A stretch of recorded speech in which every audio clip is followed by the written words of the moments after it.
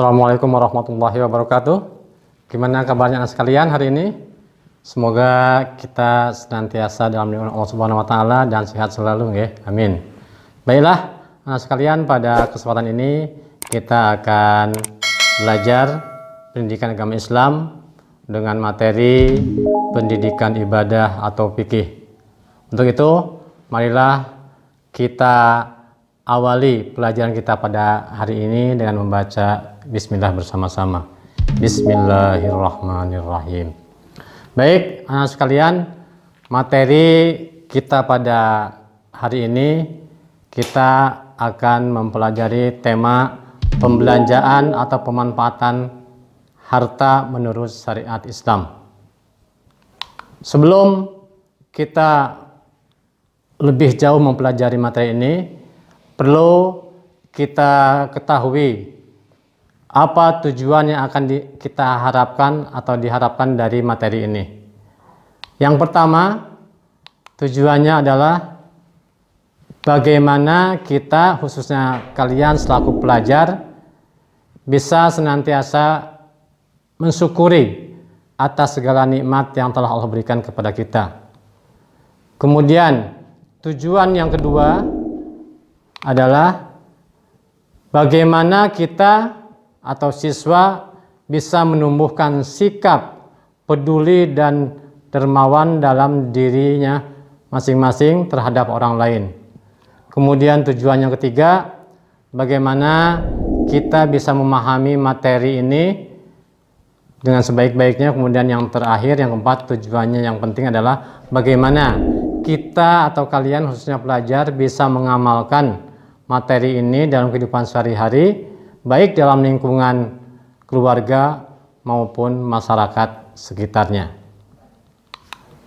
Baiklah anak sekalian, kita langsung kepada materi tentang pemanfaatan harta kekayaan menurut syariat Islam. Kita awali dulu dari apa yang menjadi latar belakang materi ini kita pelajari. Dalam sebuah hadis, Rasulullah mengingatkan kepada kita yang berbunyi, Bismillahirrahmanirrahim, La tazulu qadama abdin yaumal qiyamah hatta yus'alu an umrihi fima aftahu wa an ilmihi fima fa'ala wa an malihi min aina tasabahu wa fima anfaqahu wa an jismihi fima ablahu. Rasulullah mengingatkan kepada kita, tidak akan bergeser dua telapak kaki seorang hamba pada hari kiamat sebelum dia ditanya dari 4 hal. Apa itu 4 hal itu? Yang pertama yaitu dari masalah umurnya. Digunakan untuk apa atau dihabiskan untuk apa usianya itu. Kemudian yang kedua akan ditanya tentang ilmunya.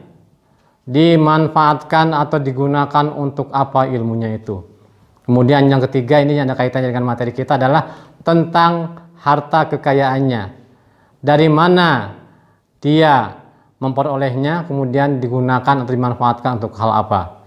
Kemudian yang terakhir adalah dari jasad atau jiwanya. Digunakan untuk apa jiwanya itu. Maka dari hadis inilah yang menjadi latar belakang kita mempelajari tentang materi ini, yaitu pemanfaatan harta menurut syariat Islam.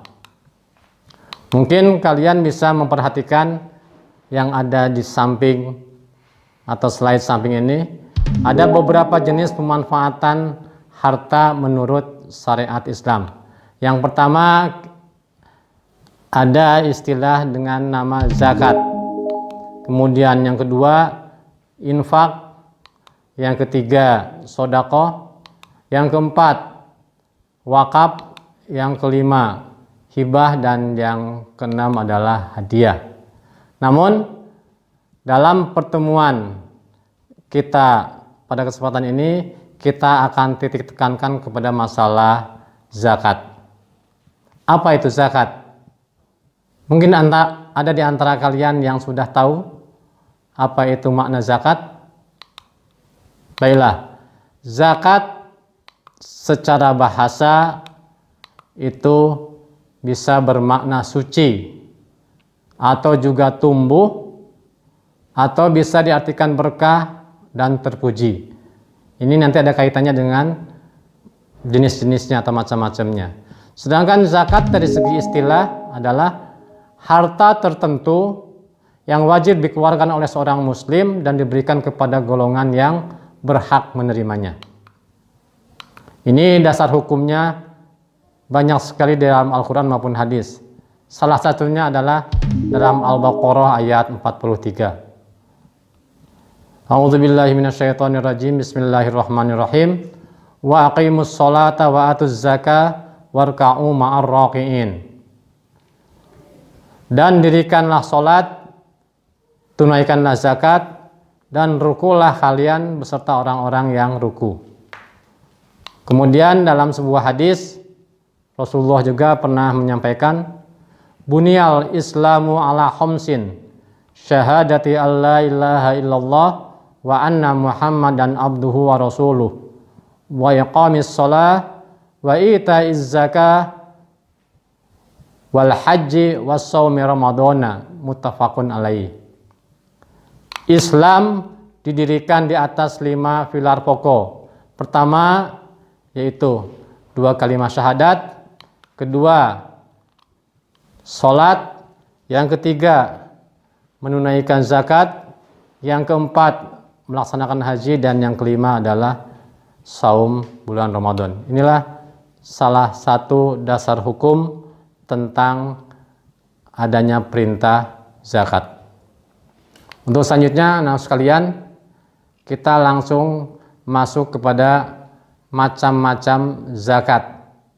Tadi di awal sudah dijelaskan bahwa salah satu arti zakat itu adalah suci. Apa yang harus disucikan itu? Yang pertama yang disucikan adalah jiwa kita, kemudian yang kedua adalah harta yang kita miliki. Maka pembagian zakat itu ada 2 secara umum. Satu, zakat fitrah, atau istilah lain artinya zakat diri atau zakat jiwa. Zakat fitrah ini berupa bahan pokok di tempat itu, baik itu beras maupun gandum, kurma maupun yang lainnya. Nah, pelaksanaan zakat fitrah ini adalah setahun sekali, yaitu ketika masuki bulan Ramadan sampai menjelang sholat Idul Fitri. Kemudian kadar zakat fitrah yang harus dikeluarkan oleh seorang sekitar kurang lebih 2,5 kilogram bahan pokok atau kurang lebih 3,1 liter beras kalau dalam bentuk beras. Siapa yang harus mengeluarkan zakat fitrah ini? Setiap jiwa yang mampu, termasuk seorang bayi yang dalam rahim ibunya pun itu sudah harus dizakati dengan zakat fitrah. Itulah tentang zakat fitrah.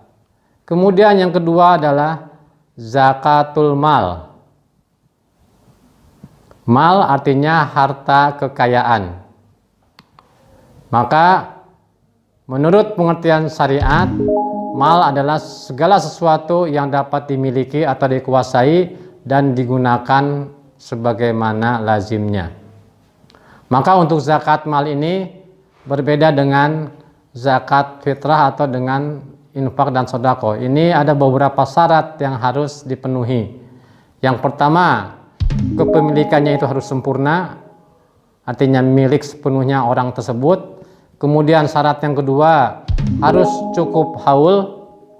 Apa itu haul? Yaitu waktu kepemilikannya, yaitu selama kurang lebih 1 tahun.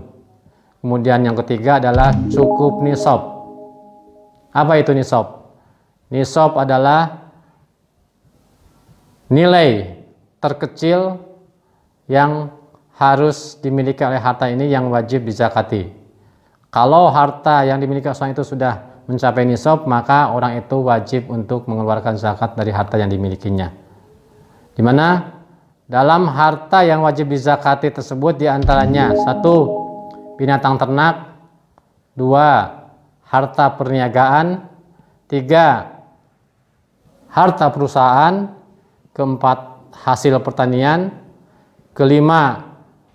Barang tambang dan hasil laut, kemudian yang selanjutnya harta karun, dan yang selanjutnya lagi adalah emas dan perak. Itu beberapa macam harta kekayaan yang wajib dikeluarkan zakatnya. Anak sekalian, mungkin untuk sementara itulah materi yang dapat Bapak sampaikan dan kita pelajari pada kesempatan hari ini. Mudah-mudahan materi ini bisa kalian pahami dan bisa bermanfaat bagi kita semua. Dan untuk penjelasan selanjutnya, insya Allah akan kita jelaskan dalam pertemuan berikutnya. Mungkin demikian pembelajaran ibadah pada hari ini. Marilah kita akhiri pelajaran pada kesempatan ini dengan membaca hamdalah bersama-sama. Alhamdulillahirrabbilalamin. Assalamualaikum warahmatullahi wabarakatuh.